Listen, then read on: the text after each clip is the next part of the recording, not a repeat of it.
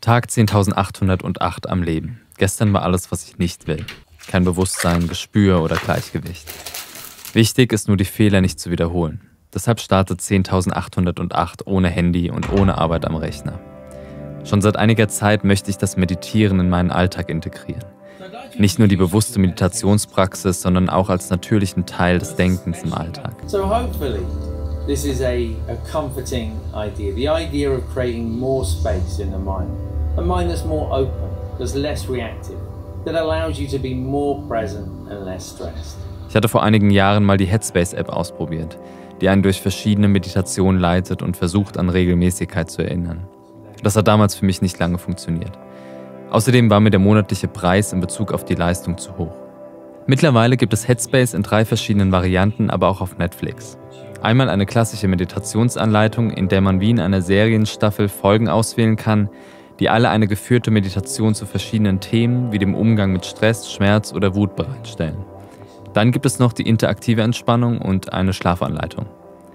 Viele von uns nutzen sowieso Netflix. Warum also nur für Unterhaltung, nicht auch dafür, ohne Mehrkosten Meditieren zu verinnerlichen? Ich nutze heute Morgen Folge 4, Umgang mit Stress. 21 Minuten, die helfen, gut in den Tag zu starten. Löst bei allem, was ich tue, die Präsenz der Kamera vielleicht auch Stress aus?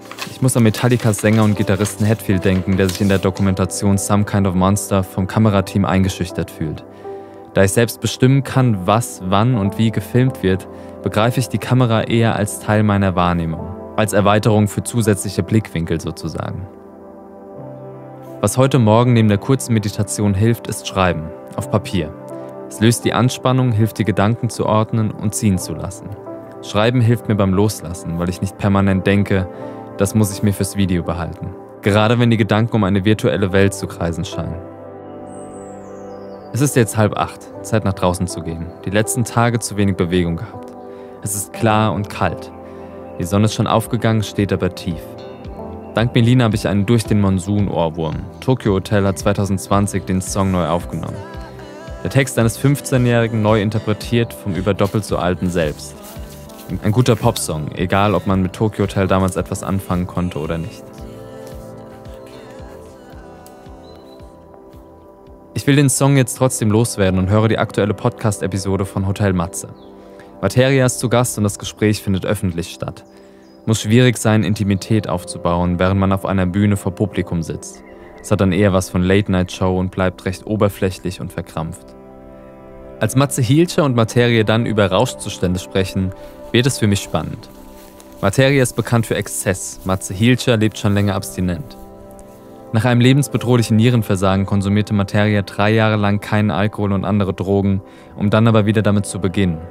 1,5 Jahre davon wäre es gut gewesen, die restlichen 1,5 richtig scheiße.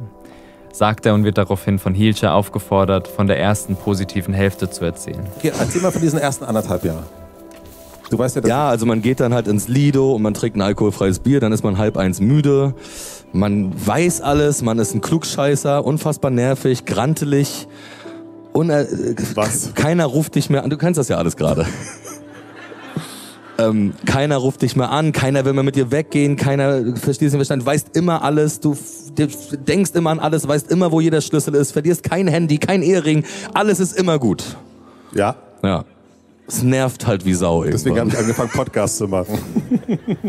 Das spricht mich an, weil ich seit Jahren nichts trinke, oft gehemmt bin und mir ein wenig Kontrollverlust mal ganz gut tun würde. Rauschsituationen würden Dinge möglich machen, die in nüchternem Zustand undenkbar wären.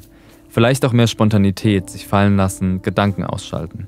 Ich vergesse langsam sogar, wie es war, völlig betrunken über ein Festival zu stolpern, völlig betrunken beim NoFX-Konzert rumzumachen oder völlig betrunken auf einem Dorffeuerwehrfest peinlich zu tanzen. Ich muss zugeben, dass ich mittlerweile ein abstinenter Klugscheißer bin. Das heißt nicht, dass ich unglücklich bin. Unvorhersehbares lässt sich ja auch woanders finden. Alles hat Vor- und Nachteile. Mal schauen, was die Zeit bringt. Es tut an diesem Morgen gut, wieder Impulse zu bekommen, auch von draußen. Die aufgehende Sonne, die komplett nassen und kalten Füße, Pferdeschnauzen. Alles macht auf einmal wieder Sinn. Bis morgen, Tag 10.809. Welcher Tag ist heute für dich und was macht ihn besonders? Schreib's in die Kommentare.